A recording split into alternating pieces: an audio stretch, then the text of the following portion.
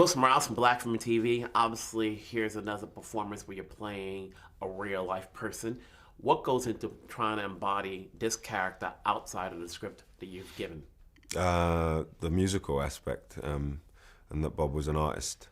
He was an artist first. That was my feeling. Was like what felt really dangerous about it was that I don't play music and I don't sing, and seeing him on stage, I'm really starting from a place of I don't know what's going on here. All I know is that I am spellbound, and he is doing something that is otherworldly, and he's clearly connecting to some sort of a deeper purpose with his music. And and then you start to research, you start to talk to his friends and his family and learn and absorb as much as I can about him. And that's what I learned, that he was on a mission, and he was a man who was so deeply dedicated to his craft, but his religious and spiritual beliefs, my feeling is that Bob found real safety and calm and peace in music and in football and in his religion and family and in his country and Africa as well.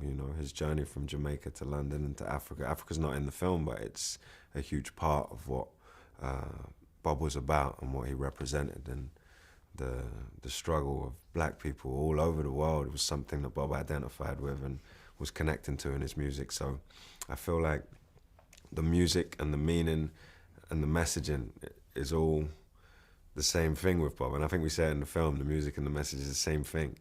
So his religion, his beliefs, his mission, his purpose, his love of music, his love of people coming together, that was all part of Bob's drive, And he this idea that we have in the West of chill, rust, smoking, it's all nonsense. This is a man who worked, and there's a man who spent his life working.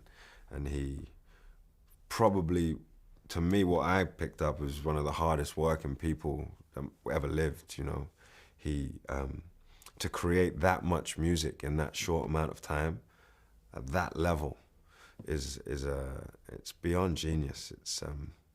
It's something else, and it's no surprise the impact he's had on people, and he's still around today. Everyone loves Bob and feels connected to him. We all know who he is. Someone said he's the top 5 most recognizable faces on the planet. Mm-hmm. It's a guy from the ghetto in Jamaica. It's an incredible journey. When you play this role, from Reinaldo's direction, how does this help you skill set wise as an actor moving forward, having played this iconic figure?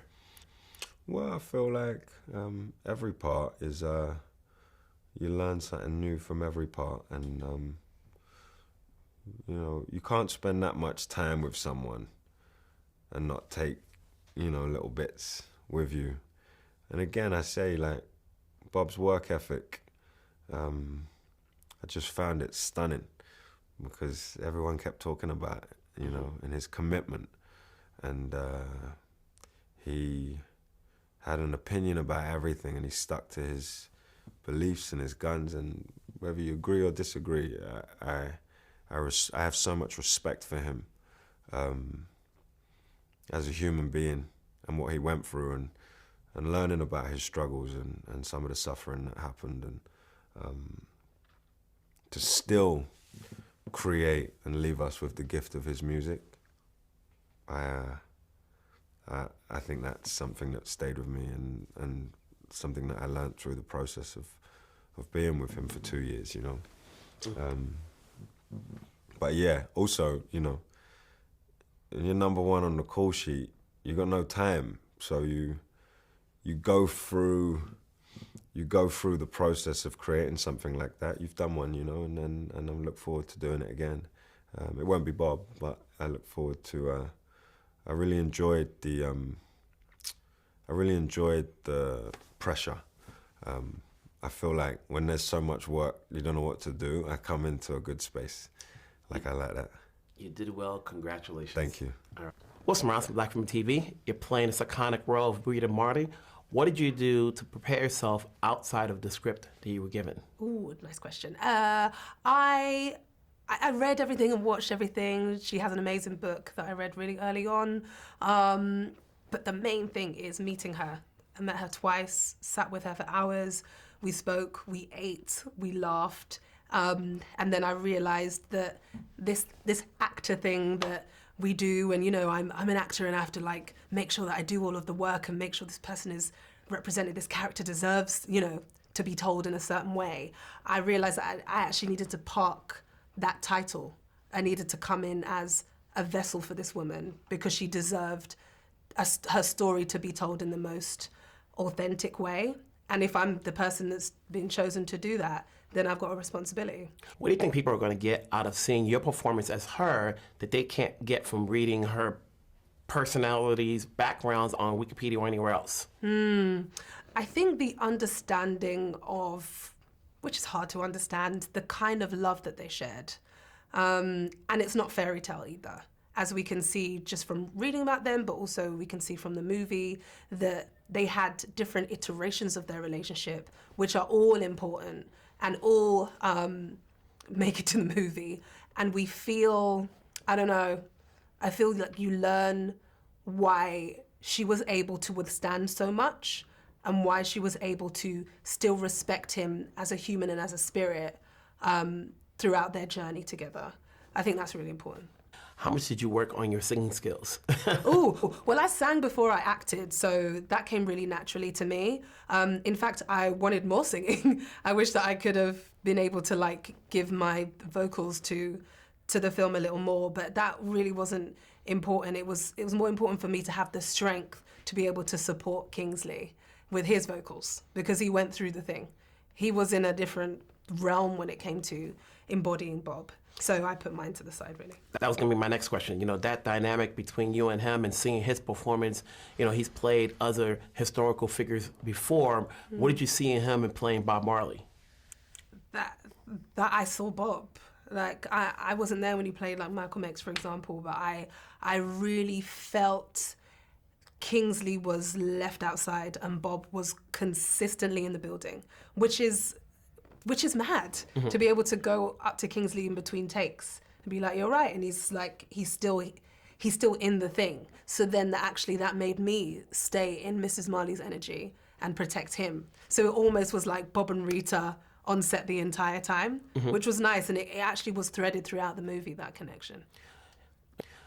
In working with Reinaldo, you've worked with other directors, other films and projects. What did you get from his direction that helps you as an actress, skill set wise, hopefully, that you can take on to whatever project you do next? Freedom. Freedom. In order to just bring the idea to the table and say, this is what I'm going to do today, or this is where I'm feeling she's at today. Can we explore this? And sometimes that's all it took, and all it takes with filmmaking. So when you get a director who hears you, listens to you, and considers your ideas in order to put them on camera, that's where it starts for me. So we established that really early, and actually I gave him a dressing down very, very early on. And I said, I'm Jamaican, we have to do this correctly. It has to be done in the way that, the spiritual aligning will have it be done. And he heard me, and I meant that. Congratulations on the road, great performance, great film. We'll talk down the road. Thank you. Thank you so much. Yeah. Wilson Morales from Black Film TV. Here you are playing the role of Chris. Obviously, Chris has been instrumental to Bob Marley's career. What did you want to do to play him well enough outside of the script?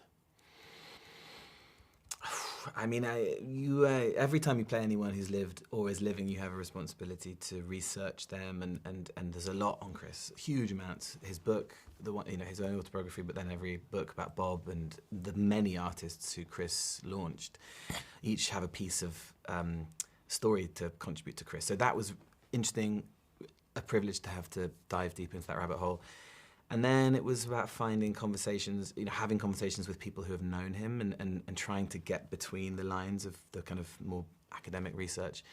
Speaking to Neville Garrick, who sadly has passed away since making the movie, but he got to see the first cut, which was amazing.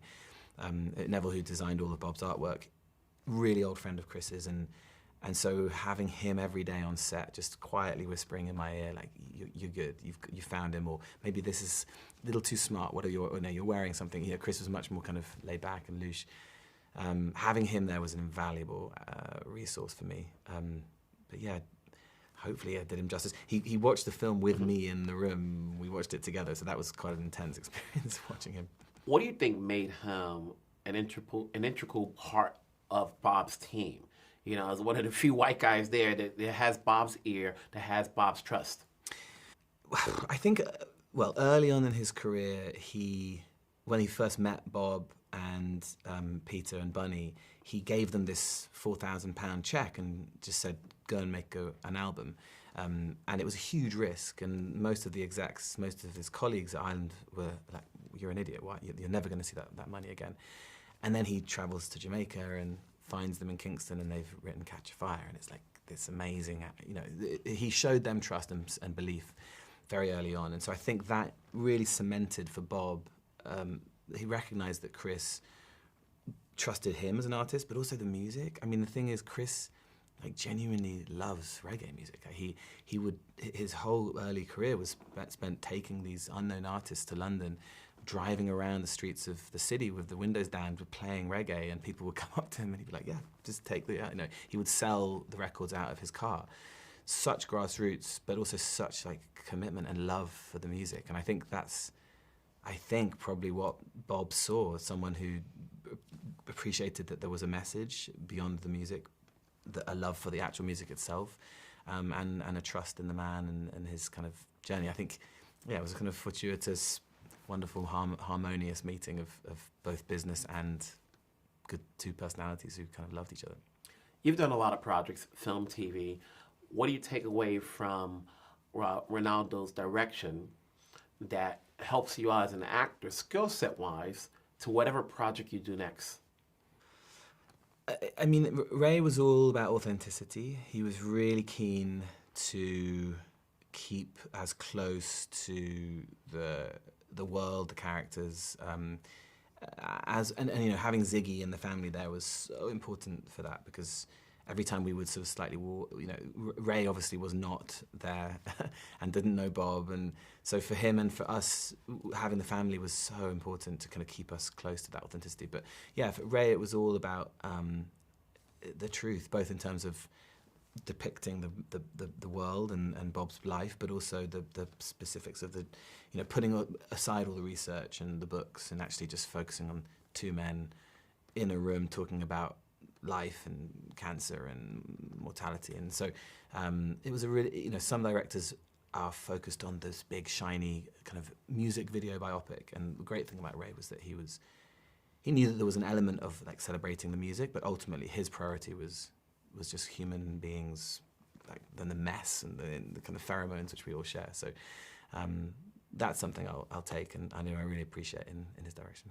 Very quickly, you like to work with Kingsley. Did you think he embodied the character well enough? Beautifully. I mean, the guy went so deep. He worked so hard. I was a huge fan of Kingsley's before, and now I'm just in awe of the guy. Like, I don't think I've ever worked with an actor who went so deep, who put so much time and work into the role, and he was so aware of the responsibility. You know, Bob Marley is a demigod. Like, everyone in the world knows Bob Marley, and most people love his music and love him and his message. So Kingsley, you know, he bravely, courageously took on that responsibility, and man, did he work hard. He really, he knew that he couldn't cut corners. And I watched him. I had a front row seat. I'd see him flip from Kingsley to Bob, and it was like he was, becoming possessed. He could riff as Bob in patois for as long as you want, and it was nothing to do with the script. It was just stuff which was, you know, he'd read or watched, or it was astounding.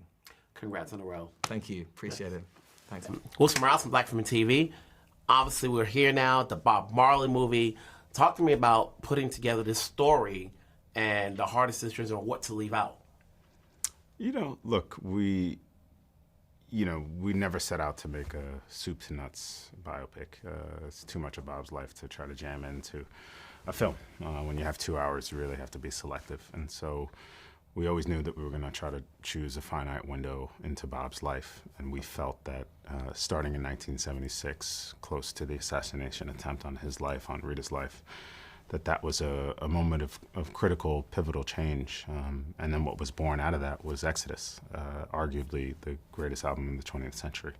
And so Bob went into a deep, state of musical creation, musical genius, and then left us with a gift of his music. And then he returns to Jamaica to have one of the, biggest political moments in history of Jamaica.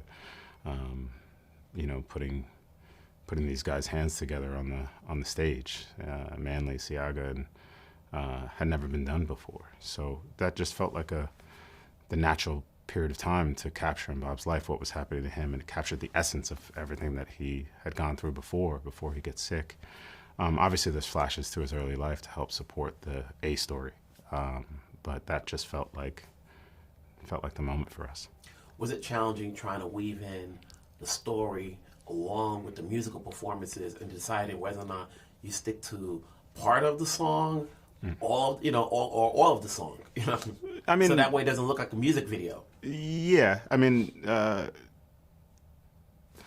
every movie's challenging when it comes to that stuff. We tried to show you the behind the scenes of making the movie. What was it like sitting in the rehearsal space with them? What was it like being, in a recording studio? What was it like being on stage with Bob? What was it like being in his room when he's creating music? So we tried to weave in the music in a way that felt organic to it. We're not making a musical, and we're not making a traditional musical biopic. So it wasn't about getting through all the songs. It was trying to come into the songs in a way that maybe you hadn't seen before, in a way that you hadn't seen them. No challenge in any other movie. Of course, it's Bob Marley music. It's always going to be too short if you don't play the full song, because you want to hear more. But hopefully, by the end, you felt satisfied. You had success with Will Smith playing Richard Williams. Now you have Kingsley Ben-Adir playing Bob Marley along with Lashana Lynch. Talking about that dynamic and making it work on screen. I mean, Kingsley's a phenomenal actor. I think he gives a tremendous performance playing Bob. It's not easy to take on an icon of his magnitude, and he does it. He does a stellar job doing that. And Lashana Lynch is unbelievable actress. Together, they're dynamic. They had so much chemistry. They were so protective of each other. Their relationship was an unconventional one, but one of beauty. Someone, Rita Marley loved that man so much. She stood by his side through all of it, still to this day. It was a beautiful thing to capture their relationship on screen, to watch those two actors go toe-to-toe, to elevate each other, to protect each other. And I think you feel that in every time they're on screen. End of the day, what's your takeaway as a director, skill set wise, having done this? Skill set wise, in terms of, I'm sorry, can you? Yeah, whether it's a shooting style or anything else. Yeah, I mean, look, I think when we were setting out to make this film, it was, thinking about films like City of God or Black Orpheus and celebrating Jamaica as a country, as a culture. I think we certainly tried to achieve that. Okay. Appreciate it. All right. Thanks a lot. Thank you.